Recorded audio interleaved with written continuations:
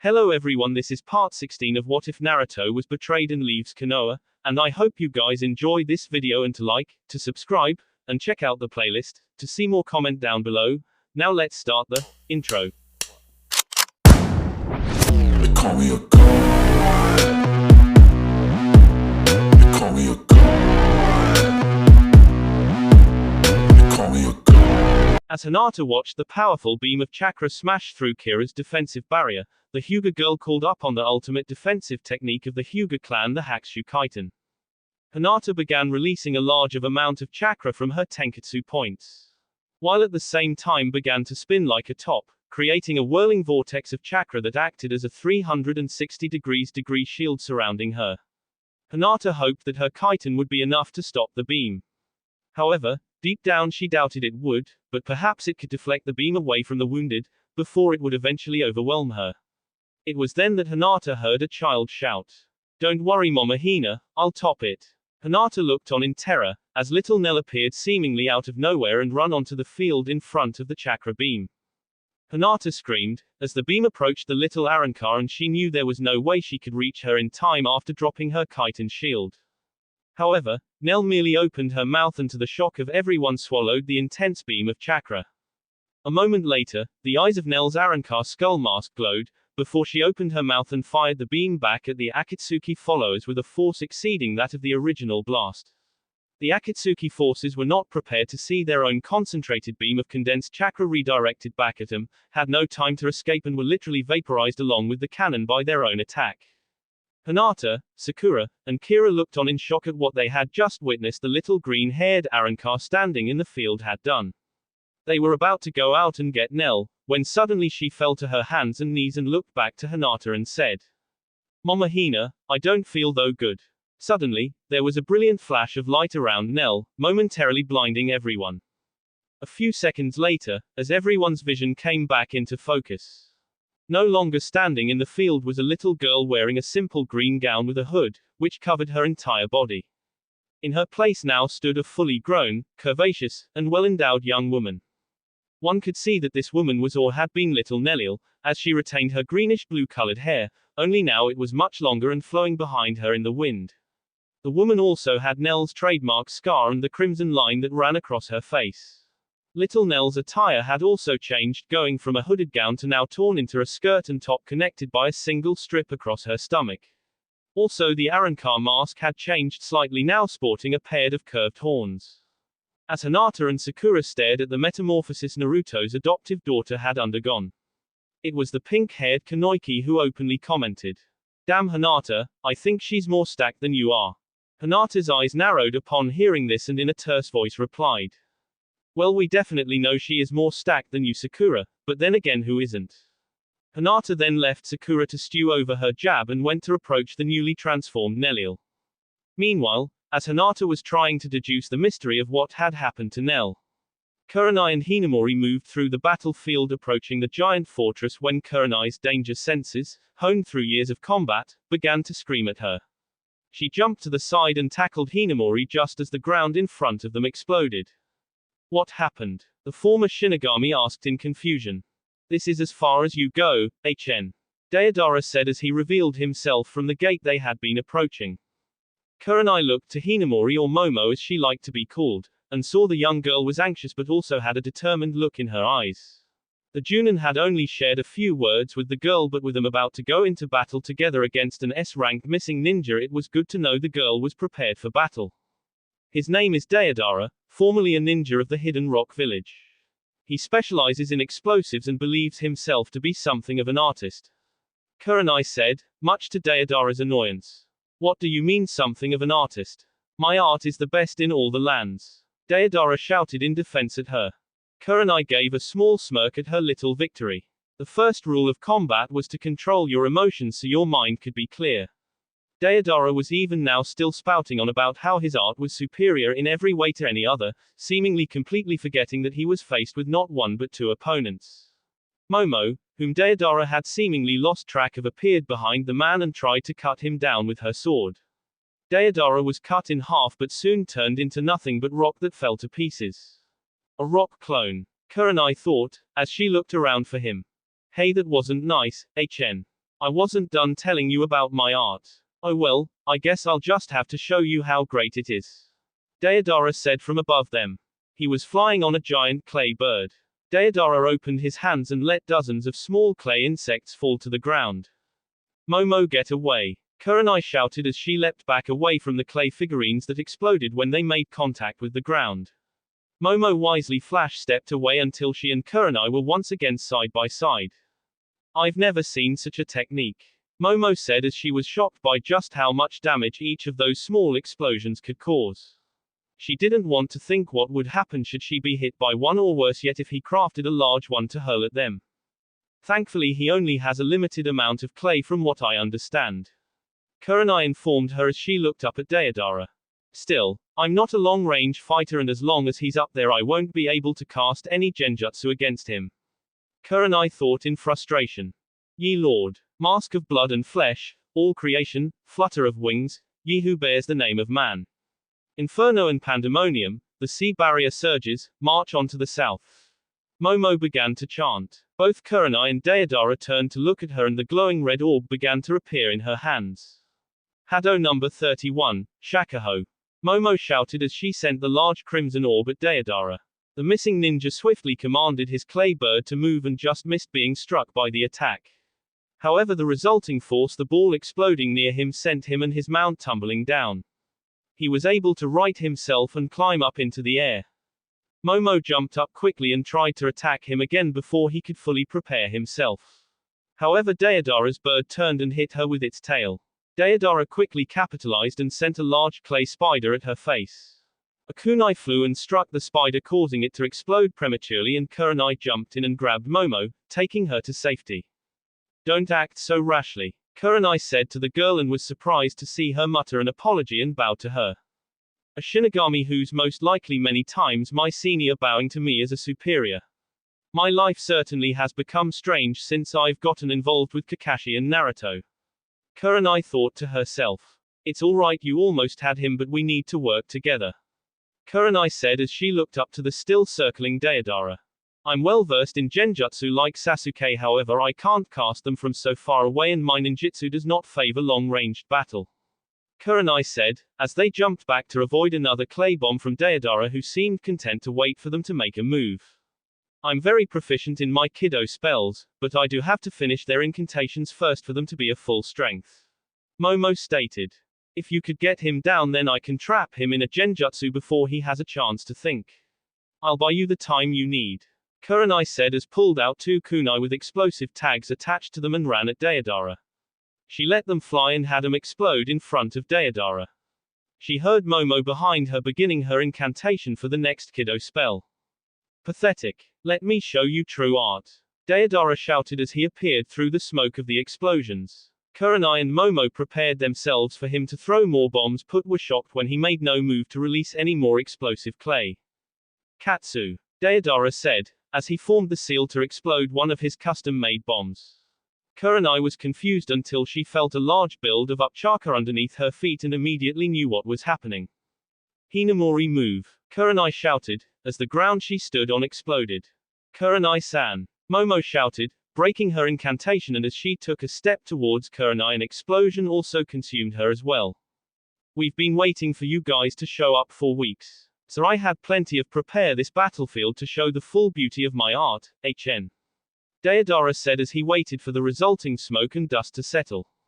Snap, Tobium. Deodara's visible eye widened in surprise, when a giant fireball raced towards him from the smoke cloud that was still surrounding Momo. Deodara had no choice but to jump off of his mount as it got hit by the attack and exploded.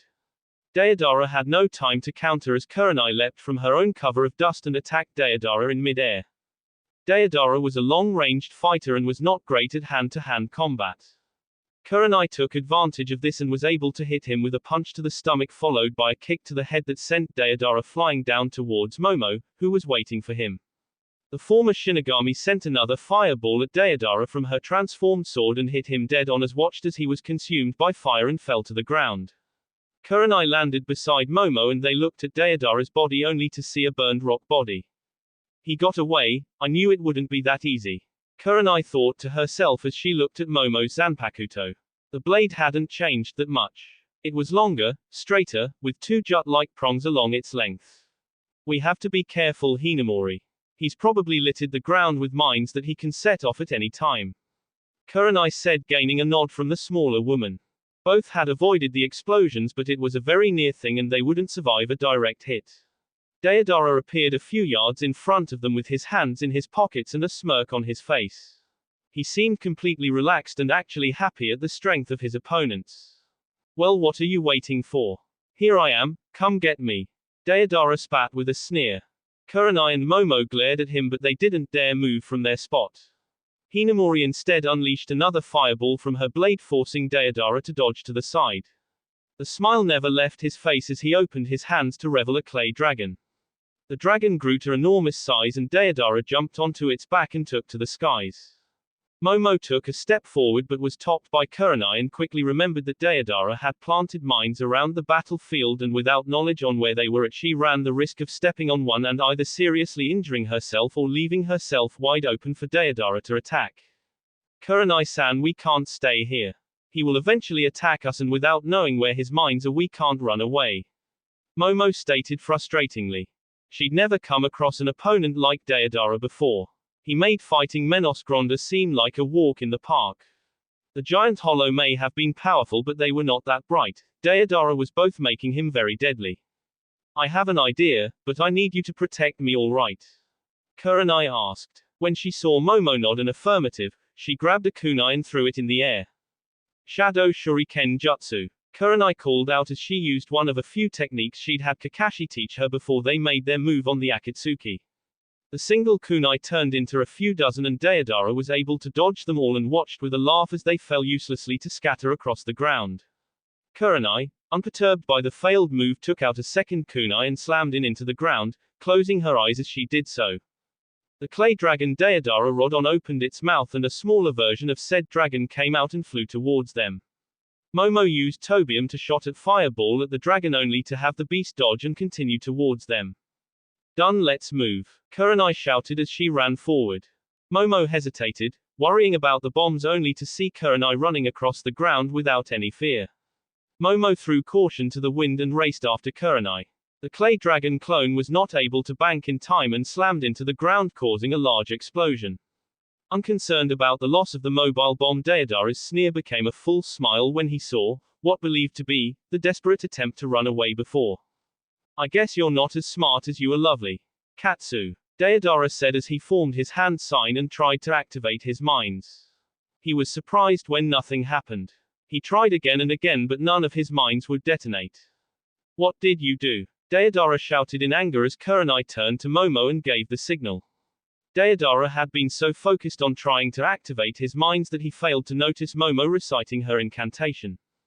Hado number 4, Byakurai, Momo said as she pointed on hand at Deodara. A giant bolt of lightning emerged from her palm and blew the wings off of the clay dragon.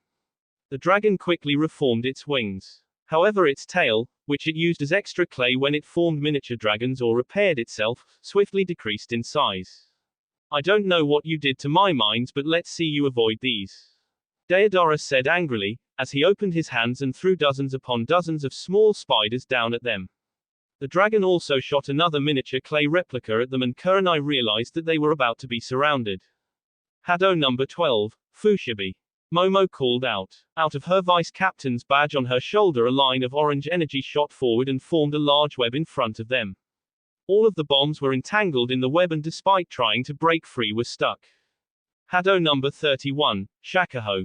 The red ball of energy hit the web and flames appeared that traveled along the web, destroying each of the bombs. Momo then fell to one knee, breathing heavily. She was a master of Kido spells, but they took a lot of her energy, especially when used in quick succession as before. Just how many tricks do she have?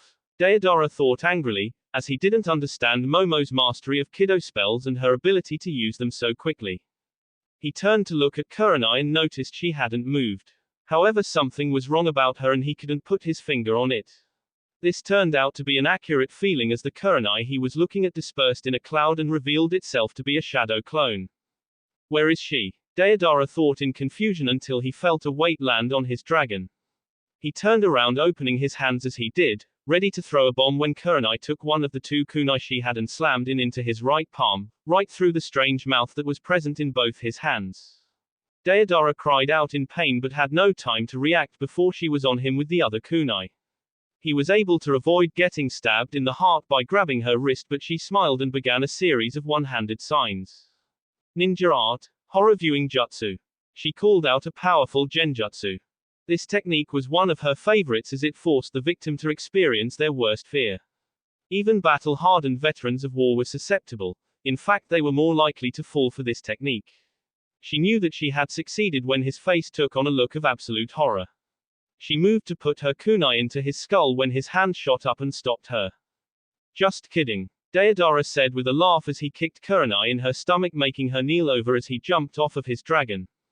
Dodge this, Katsu, he shouted as the large beast exploded with Kurenai on it. Kurenai-san, Momo shouted as she moved to attack Deodara. She appeared in front of Deodara and attempted to cut him in half.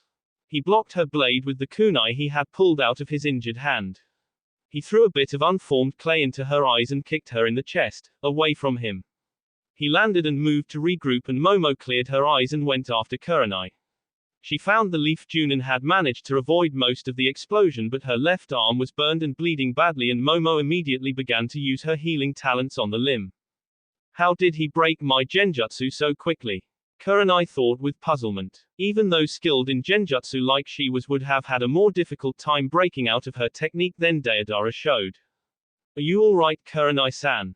Momo asked, as she was able to stop the bleeding and was working on the burns. Yes, thank you, Hinamori, you're quite the fighter. Now I can see why Sasuke is so taken with you. Kurenai teased as Momo turned a bright red in the face, just like Hinata was known to do even to this day when Naruto's name was mentioned. I could say the same about you and Kakashi-san. Momo muttered back. Kurenai was able to keep her blush down a bit, but Momo still saw a light dusting of red across her face. I hope I'm not interrupting anything. Deodara called out as he once again was on a clay bird. This one, however, was a bit smaller than his other flying creations, and Kurenai deduced that he was running a bit low on clay and his injured hand had to also be bothering him. How are you doing in terms of energy, Hinamori? Kurenai asked, concerned about the dark-haired woman.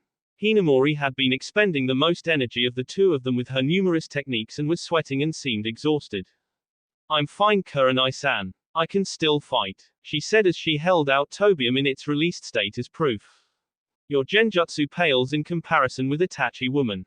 I've been preparing myself to finally get vengeance on him for years, and I can't be caught in any genjutsu, so if that's all that you can do, then you've got no chance of beating me, HN. Deodara said arrogantly. Kurenai's eyes narrowed at this bit of information, as Deodara reached down and pulled up a small bird-like statue. Kurenai's eyes widened in alarm at the recognizable object. I never thought I'd have to use this against two opponents, but I'm running low on clay and on patience. Besides, there's no such things as overkill where my art is concerned. Deodara said as he dropped the statue. Hinamori, you have to destroy that now. Kurenai shouted in a panic. Hinamori charged the flames around Tobium and shot a giant fireball at the statue. However, Deodara made a hand sign and the small statue grew greatly in size and the fireball failed to destroy it. My art is a blast. Katsu, Deodara shouted, as the large statue exploded. This particular bomb was the strongest he had in terms of widespread destruction and was the same one he used on the sand village years ago. Unlike then, there was no giant wall of compressed sand to block the devastation, and the resulting explosion was of such a magnitude that everything within a few hundred feet was laid to waste. Trees were incinerated, grass was completely washed away, and the resulting cloud of smoke and dust was so large that it could be seen from all of the other ongoing battles between the Akatsuki and Naruto's forces. It took a bit longer, but in the end my art has no equal, HN. Deodara said confidently as he continued to savor his actions. Deodara moved the long blonde hair away from his left eye and used the small scope that he used to see long distances, and it was also used to help train his left eye to see through genjutsu, which was how he easily broke Kurenai's. He looked through the dust cloud to see if the blast had left any small pieces of Hinamori or Kurenai for him to better admire the greatness of his art. However, he was surprised when his eyes saw something orange in the dust. It became clearer and Deodara saw a large orange box-shaped shield around Kurenai and Momo. Somehow it had withstood the power of his art and both of the women were still alive. Deodara didn't know whether to be impressed or enraged that they continued to survive his art. He was able to control his anger when he saw the smaller woman fall to one knee as the shield began to disappear. Seeing this, he dove down to take advantage of the situation. He narrowed his eyes when they both vanished in a cloud of cherry blossoms. He revealed his left eye and broke through the genjutsu. He was tackled from the side by Kurenai and Momo sliced his clay bird in half before his could explode. Deodara kicked Kurenai off of him and immediately had to avoid Hinamori's sword strikes. The fact that she wasn't using her sword fireball ability was telling Deodara that she was low on energy and probably couldn't form that barrier again, nor would she be able to use any of her other strange techniques. However, he was also running very low on clay and he had to ration it, hence him not creating space from her by throwing a bomb at her. Kurenai appeared behind Deodara and kicked him in the back towards Momo's blade. He turned his head to the side and avoided getting his head skewered, however one of the jut-like prongs along the blade moved towards his left eye and cut him from cheek to eyebrow, destroying his scope, damaging his left eye. He was half blind and was forced to reach into his bag and pull out a very small insect bomb. He threw it to the ground and detonated it. The resulting explosion wasn't enough to hurt anyone, but it was a good enough distraction that he was able to move away from them and disappear in the dust cloud that was still kicked up from his previous attack. This is not going the way I wanted it to, he thought to himself, as he tried to wipe the blood out of his eye. His left eye was not directly hit, but it was injured enough that he couldn't see well out of it. If that leaf ninja catches me in another genjutsu, I may not be able to break out of it. Deodara thought angrily, as he continued to try and think of a way out of this mess. Kurenai-san, do you see him? Momo asked as they stood back to back in the slowly disappearing dust cloud. No, but I'm sure he won't stay hidden long, Kurenai said. She looked out of the corner of her eye and saw that Hinamori's shoulders were slumped down and she seemed barely able to stay on her feet. She doesn't have much left. That she can fight this well against an Akatsuki is a testament of her power, Kurenai thought, as she realized they needed to finish this battle now. She was confident that Deodara was low on clay if the last few minutes of the battle were to be taken into account, so she wasn't concerned with small bombs as he was sure to use the remainder on large explosives to finish the battle. Now was the time to press, but without being able to see him going after him would be dangerous and stupid. Kurenai-san, I can clear the rest of this dust away quickly, but I don't think I'll be of much use afterwards, Hinamori stated with a panted of exhaustion.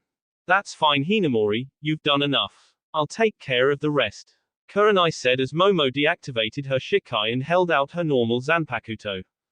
Hado number 58, Tenran, she called out. Her sword began to spin out of her hand and a giant tornado appeared that blew away all of the dust and smoke and revealed Deodara attempting to sneak up behind Kurenai.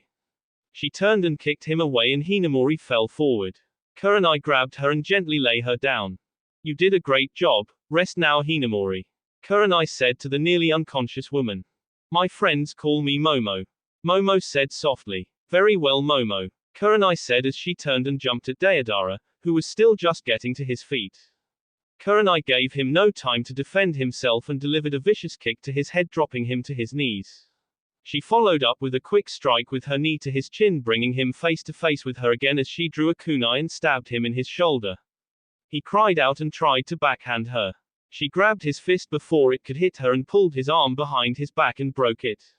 She put a kunai to his throat and brought him to his knees. Naruto would like at least one of you alive to interrogate later, so I guess you'll do, she said darkly at the downed ninja. What makes you think I'll go quietly? Deodara asked with a smirk. Because if you don't, I'll kill you here. Like I said, he'd like if one of you could be brought back alive, but it's not a requirement, she replied with a smirk of her own. Then I guess it's a good thing that you can't and will never have the opportunity to kill me, Deodara answered back with a laugh as his body began to expand.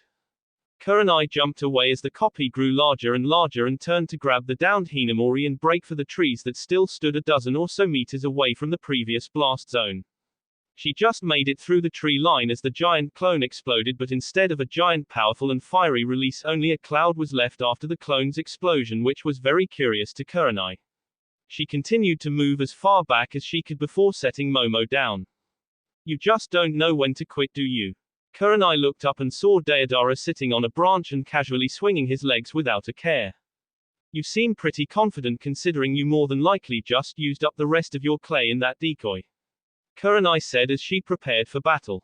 A decoy? Is that what you think that was? Since you're already dead, I guess I'll explain it to you. What you just saw was my C4. And it was made specifically to combat the Sharingan and Genjutsu. As for what it does, well, I'll show you. Katsu. Deidara said. Kurenai moved in a defensive position but nothing happened. She looked confused and Deidara simply laughed at her. Look behind you, he said simply. Kurenai turned and wasn't sure what she should have been seeing as all she saw was dust. However, as she sharpened her gaze, she saw that the dust was coming from every bird, lizard and small animal in the woods as they all at once began to disintegrate before her eyes. Once my C4 explodes, it releases microscopic bombs that get in the bloodstream of every living animal in a mile radius. At my command, those bombs all explode, destroying my target at a molecular level. You and your friend there are both already infected and your lives are mine. Deidara said with an evil laugh at the horrified look on Kurenai's face. Say goodbye. I'll leave your little friend there alive though. Madara will want to know about those strange powers of hers as well as that sword. You, however, are of no interest to any of us. Deidara said as he formed his hand sign. Kurenai threw a kunai at his head and as he swiftly dodged, she appeared in front of him and tried to punch him in the face to stop him. Too late. Katsu. Deidara said as Kurenai screamed in agony as she disintegrated right before his eyes. Art is a blast. Deidara sneered, as he jumped down to apprehend Momo. Kurenai and Hinamori looked as the kneeling Deidara before them with a wide smirk of victory on his face. He was clearly caught in a genjutsu, but unlike before, he would be getting free until Kurenai released him as the genjutsu mistress tied his hands and feet with chakra-draining chains. Kurenai-san, what did you do? Momo asked the clearly weakened Leaf Junin. Kurenai did not look to be in great condition. Aside from the injuries she sustained from Deidara, her hair was standing on end and her muscles all across her body were twitching randomly. His final technique is something truly dangerous. However, he made the mistake of showing me what his technique did beforehand.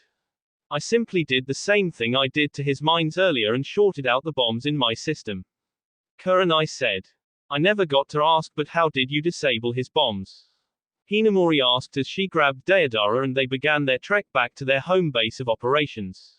They wanted to help the others, but neither was in any condition to do such a thing. Kakashi has been teaching me the basics of lighting chakra manipulation. All of Deidara's attacks are earth-based jutsu and lighting chakra has a natural advantage on earth jutsu. When I used my shadow shuriken jutsu, I had ulterior motive besides trying to hit him. As the kunai scattered on the ground, I used the one in my hand and sent my lightning chakra to each of the numerous others spread out on the battlefield. She said. Seeing that Hinamori was still a bit confused, she continued on. Normally lighting would disperse if it traveled through the ground harmlessly and would have done nothing to the mines, but with the kunai all sticking into the ground, the lighting chakra moved from the kunai in my hand to all of the others, creating a web not unlike what you did earlier to stop his bomb. All of the mines underground were caught in my web and destroyed.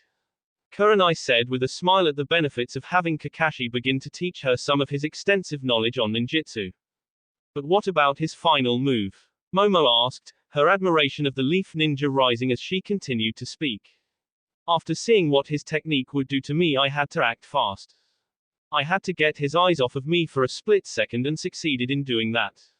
Once that happened, I caught him in a genjutsu and sent a wave of lighting chakra through my body to clear out all of the bombs. It was a bit desperate and relayed on a lot of luck, but I was able to pull it off. She said as she had to stop and try to get her body under control. Her plan may have worked, but her body still had to deal with having a large amount of electricity run through it without much guidance from her. She was still new to this and she could have caused her heart to stop had she gone too far. I thought he said genjutsu wouldn't work on him though. Momo asked, trying to clear up how Deidara was in the state he was currently in. You're the one who receives credit for that. Because of your sword he was unable to use his left eye, which he told us was the means of his ability to break through my genjutsu. Even still, a trained ninja normally can recognize a genjutsu, but his pride once again came into play. I showed him what he wanted to see, and that is the easiest way to trap someone. I'm not like Itachi Uchiha, whose powers are so great that even I got caught in a genjutsu and was unable to break free. He uses overwhelming power, which is what Deidara was expecting. I'm much more subtle. It's like they say sometimes you just need a woman's touch. Kurenai said with a chuckle. You truly are amazing, Kurenai-san. Momo said with a large smile. As are you, Momo, Kurenai said. Still, had he not let his pride get in the way, we would have lost this battle. Hinamori said as her smile went away and she started to get depressed. A battle is more than strength and strategy, Momo. Luck and a cool head also have a lot to do with it. In the end, the better opponent is the one that gets away alive. Kurenai said as she put a hand on Momo's shoulder to comfort her. Momo smiled softly and nodded in agreement. The two female ninja continued to walk back with the captive feeling very happy that the battle was over and they were still alive, though both of them found themselves worrying about two separate male ninjas the two of them had developed feelings for that were in battle, and both silently decided that they would do the best to heal and help their comrades should the need arise. As Kurenai and Momo carried the captured Deodara across the battlefield, they suddenly felt a strong chakra presence approaching them. Both tensed, preparing themselves for battle until they felt the lack of killing intent and the recognizable chakra signature. Yugito appeared before them and blinked as she saw that the two women were victories. So what are you going to do with him? Yugito asked as she growled a bit at the sight of Deodara. In her opinion, every one of those Akatsuki scum deserved nothing less than death, but some of the things that Deodara had done to her during her captivity made her involuntarily shiver, and she felt a bit nauseous just remembering the pain that he had caused her. Made the blonde Jinchuriki begin to slowly draw upon her demon's chakra. We were going to take him back to Naruto and the others. Ino might be able to get some information from his mind, Kurenai said, observing Yugito closely. Being a battle-tested veteran, the Genjutsu mistress easily recognized the look in Yugito's eyes. It was the look of a woman that had been deeply wronged and was looking for a chance at revenge. She didn't know what they had done to Yugito, but it could be nothing good. Yeah, I guess that's the right decision, Yugito said softly, though the underlying hint of rage was quite clear. Yes, it's what almost every ninja would do when given a capture or kill order from the village's leader. However, we are not fighting this battle for a village, nor are we normal shinobi, Kurenai said as she placed Deodara before Yugito. What are you doing? Yugito asked quickly. Leaving his life in your hands. Should you kill him, neither of us nor Naruto and the others will care at all. The fact is that when we are victories in this battle, we really won't need information on the Akatsuki, as they will all be wiped out. I don't know what they did to you, Yugito, but as a fellow Kunoiki I can guess. If you want to look into his eyes before killing him, then I won't stop you, Kurenai said, as she raised her hands and cancelled her genjutsu. Deodara immediately looked around in confusion and noticed his situation. He immediately began to curse as he realized that he again had fallen trapped to a genjutsu. He stopped when his lone good eye landed on Yugito. HN, so you're going to be my executioner, my sexy little kitty cat, Deodara said with a smirk. Yugito hit him across the face and he spat out blood, yet his smirk didn't leave his face. Oh, don't tell me you're still upset about the fun we had during our time together. I have to say, since you've been gone, I've really missed our special alone time we shared. I especially missed your screams and the tears you always shed during our intimate get-togethers. Ha, ha, ha, Deodara lasciviously declared, in a cruel mocking tone of voice filled with contemptuous laughter. Yugito began to draw more and more upon the power of the Nibi, as she fought back the tears welling in her eyes listening to Deodara, before she turned to Kurenai and Momo and demanded with malevolence ringing in her voice. Release him. Kurenai walked to Deodara and took off the chakra-draining chains. He slowly got to his feet but wobbled as he felt the injuries from his previous battle and the chakra exhaustion from said battle and the chains. Yugito wasted no time and began to savagely beat Deodara. For every pain, offense, and vile indignation Deodara had inflicted upon her, she attempted to return tenfold on him. She scratched out his eye, broke his arms and shattered his ribs. Even as Deodara fell to his knees before them, coughing up blood and feeling the mortal wound slowly take away his life, he attempted a final verbal blow. You think doing this will change anything? It won't take away from what I did to you. You will always carry the memories of our time together, and the scars you bear from it will never go away, ever. Deodara didn't see the hard-edged visage that spread across Yugito's face, as she stood over him and raised her hand. Her nails lengthened into sharp claws and she looked down at him with a merciless glare and proclaimed with justified hate. No, it won't, but it is a start. The former Cloud Kanoiki then slashed her claws in a murderous arc and took off Deidara's head with one vengeful swipe of her hand. Yugito held back the tears attempting to roll down her face, as she stared as the headless body tumbled to the ground.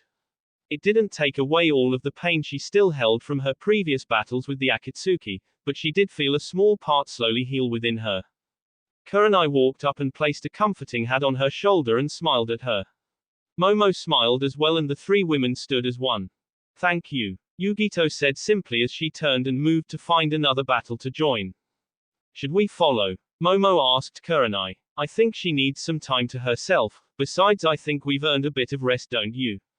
Kurenai said as she turned towards where Hinata's medical unit was stationed and began walking to have her injuries attended to by her former student, as Momo followed behind her. Once again Naruto and Sasuke rose from the ground coughing to expel some of the dust from the combined Bankai attack on Madara and gazed to where the elder Uchiha had been standing. As the dust and debris finally began to settle so they could get a good look, they were met with a much more pleasing sight than before. Madara still stood, but unlike the last time, he was in much worse shape than before.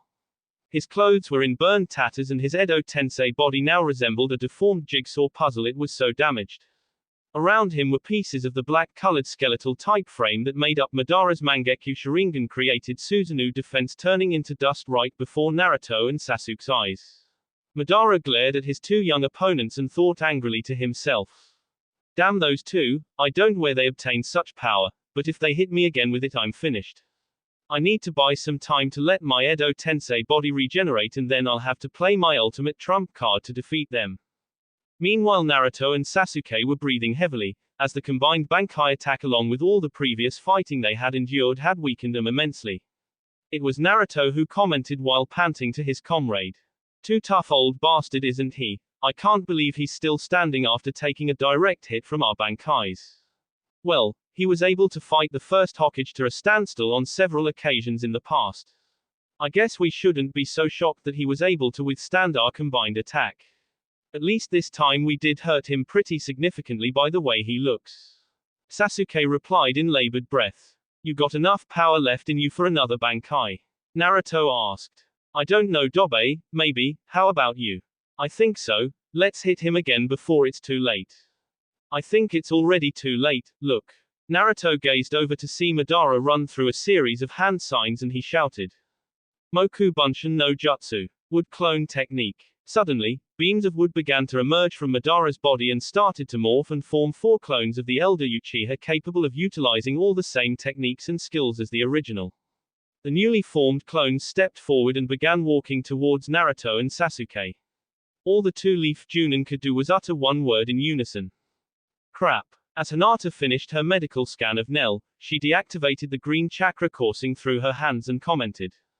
You're in perfect health, little Nell-chan. Oops, I guess I shouldn't refer to you as little anymore. It's alright Mama Hina, I don't mind.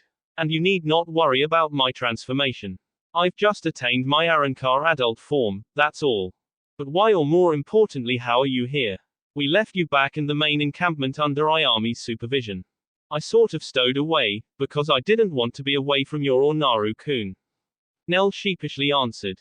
Hinata couldn't believe the stark contrast between the free-spirited and playful personality of her child form to the now much more mature, composed, logical, sophisticated, and intelligent personality of her adult form.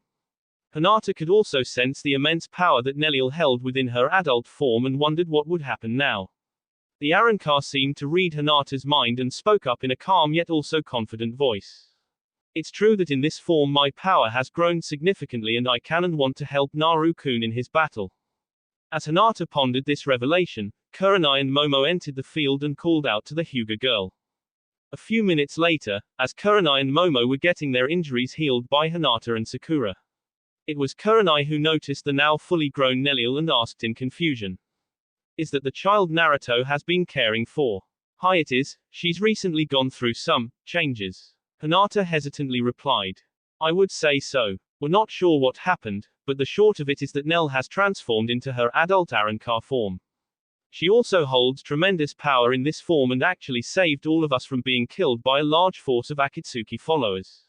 She wants to go and help Naru-kun in his fight against Madara and I'm thinking about letting her. Hinata stated with a little trepidation. I too wish to go and help Sasuke-kun in that fight as well. Momo openly declared. Kurenai-sensei, you're the highest-ranking officer here, what do you think we should do? Sakura asked in curiosity. Kurenai contemplated the situation and looked around to survey the medical unit before she asked. What is the situation here, Hinata? Do you have a lot of wounded? Actually no, we do not. Daisuke has proven to be a most capable and skilled commander and casualties have been relatively light, with very few seriously wounded. It was my understanding from the last report we got from the front lines that his forces should be victorious very soon. Victory is already ours, Lady Hinata. Daisuke announced as he entered the medical tent. Daisuke, what are you doing here? Shouldn't you be at battlefield? Hinata exclaimed in query. Forgive me, Lady Hinata, but I learned that a sizable force of the enemy had escaped our trap before we could close it completely and were last seen headed this direction. I feared they might attack your unit, so I gathered 25 of my strongest warriors and left my second-in-command in charge of finishing off the remnants of the Akatsuki forces. They did indeed attack, but were dealt with and are no longer a threat. Hinata stated in certainty, as she cast a glance towards Nelliel. Commander Daisuke, how soon could you reposition your forces? Kurenai questioned. Within the hour, Lady Kurenai. Good. Then Hinata, I think we should also reposition your unit closer to the main battle Naruto is fighting and we'll have Daisuke's forces help protect it. My forces can help Naruto-sama in his fight, Daisuke proclaimed in confidence. I'm sorry, Commander, but they cannot. The battle Naruto is engaged in is beyond the strength and skills your forces can muster. The power being unleashed by the enemy in that fight is truly remarkable and only a select few individuals will be able to help stop him. Your army would be better served and more helpful to Naruto-sama in protecting the medical unit. I agree with your plan, Kurenai-sensei, as I want to fight alongside Naru-kun. Hinata declared. No, Hinata, you cannot. You must stay in the safety of the medical unit protected by Daisuke and his forces. Kurenai sternly replied. But why? I can fight. Hinata, did you forget you're not fighting just to protect yourself or Naruto, but you have your unborn child to think of now. Hinata's hand instinctively went to her stomach and she looked down and realized Kurenai was right. As much as she was worried about Naruto and wanted nothing more than to be by his side, Hinata realized her first priority was the safety of her baby. She looked up to Kurenai and nodded her head in understanding. Kurenai then turned to the other people in the tent and said, after we get the medical unit repositioned and set up under Commander Daisuke Force's protection, I want you, Kira, Momo, Sakura, and myself to head out and see if we can help Naruto and Sasuke take down Madara. Remembering how powerful he was during the Fourth Great Shinobi War, I fear it will take all of us to help, if we stand any chance of beating him. Hi Kurenai-san. Kira, Momo, and Sakura said in agreement, as if to confirm Kurenai's statement about Naruto and Sasuke's battle against Madara. A second explosion of even greater intensity was heard and felt, as another mushroom cloud of debris could be seen on the horizon rising into the air. That will be it for this video. If you want more, comment down below, like, subscribe. And see you guys later.